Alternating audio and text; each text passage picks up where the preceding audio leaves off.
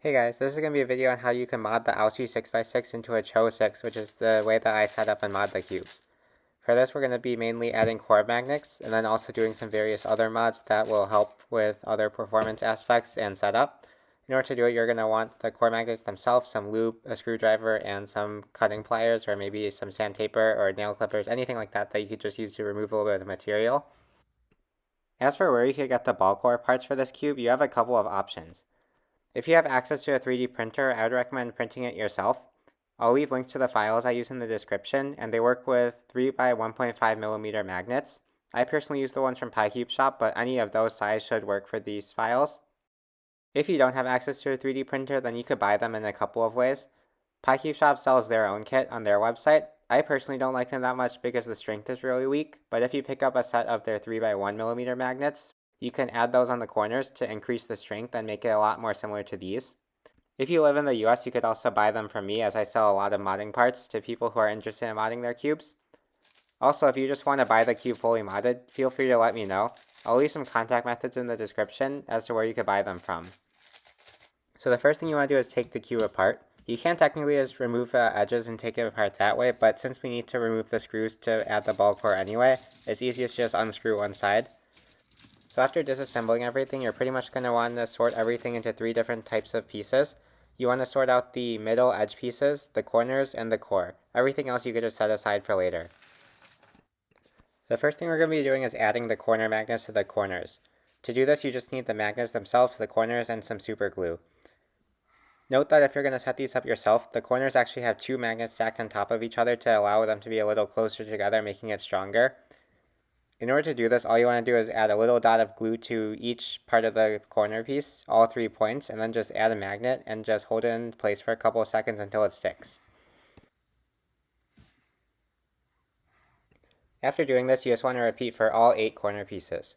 Also note that technically the order of steps you do doesn't really matter for this cube, however I do like to do this step first just so that the glue can dry while we do the other steps later. The next type of piece we're going to mod is the midges. The only thing we have to do for this is remove part of the torpedo to make sure that it doesn't collide with the magnet when it goes next to the corner. You can see here that if you try to just run the pieces next to each other, the edge will stick out ever so slightly just because the torpedo collides with the magnet. In order to fix this, you just want to get something and just trim off a little bit of the end of the torpedo. For this, I like to use flush cutters, but I know people also use nail clippers, and also if you don't have anything, you could just use sandpaper or like a knife or something like that. When you're done, it should look something like this. Make sure that the end is slightly tapered to consider for the fact that the magnet's angled. You could always check to make sure you removed enough by just running it next to the corner piece and making sure it doesn't collide anymore.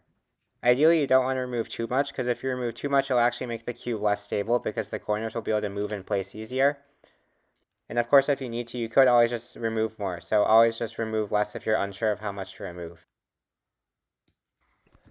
Once finished with the midges, the last thing I like to do is work on the core. This is the last piece we're going to have to mod.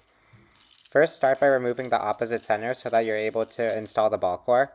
Just simply unscrew it and then get the 2 ball core pieces and just slide them on. Usually I don't use glue since the friction holding them on is enough to keep them in place, but sometimes if they're fitting loose, I like to just add a dot of glue to make sure that they can't come off on their own. However, that's really all there is to it. Once you finish putting those pieces on, you can just re-screw the 2 centers that we removed earlier.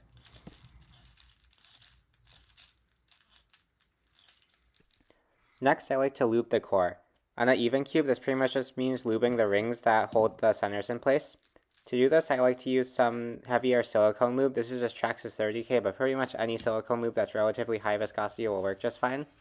All you have to do for this is on each side, you just want to add a little ring of lube around the circle. I usually just go around and add like 4 or 5 dots throughout just to make sure it gets an even coating.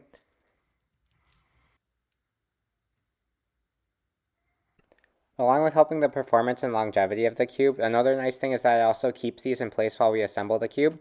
As you can see here, the center rings are no longer just moving around, which makes assembly a lot easier since there's a lot less to worry about.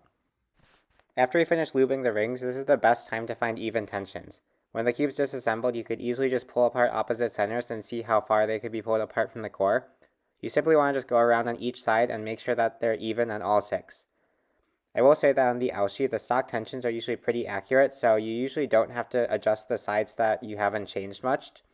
You mainly just want to match the two sides we disassembled to be accurate with the stock tensions again if you're using a new cube. Now that we're done with everything, we could finally reassemble the cube. If you watch my Meilong 7 modding video, you might remember that cubes with core magnets are actually easier to reassemble since the core magnets will help keep the corners in place as you reassemble it. On a 6x6, there's one more thing we could do to make it easier, which is taking advantage of the tabs that help the alignment mechanism stay in place. Similar to a 2x2, one corner will always be locked in place if you try doing inner layer turns, and this is determined by which tabs are pointing inward. You can see on this corner that the tab on the front is pointing to the bottom right, the tab on the bottom is pointing to the top right, and the tab on the right is pointing to the bottom left. That means that we should start with this corner since it's locked in place, so it'll help keep the centers in place as we reassemble everything. So for the reassembly, pretty much just start with the corner and then just build out the wings around it. Once you have this little triangle of pieces, you could also put a corner in the opposite side to help balance it. From here, just fill in the 2x2 of centers on the left and right sides. Start with the outer X center, then do the oblique on the bottom. And then because of the alignment mechanism, you have to do the inner X center next because the oblique would stop it from going in. Now that the first center is done, just continue by building the two remaining 2x2s to finish this entire corner section. Once you finish those, you can start putting the inner pieces in by filling in the midge and then doing the two weird inner pieces.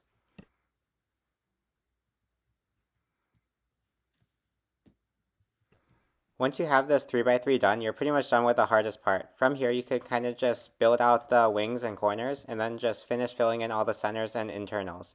It'll be a bit time consuming, but nothing can really go wrong as long as you're careful.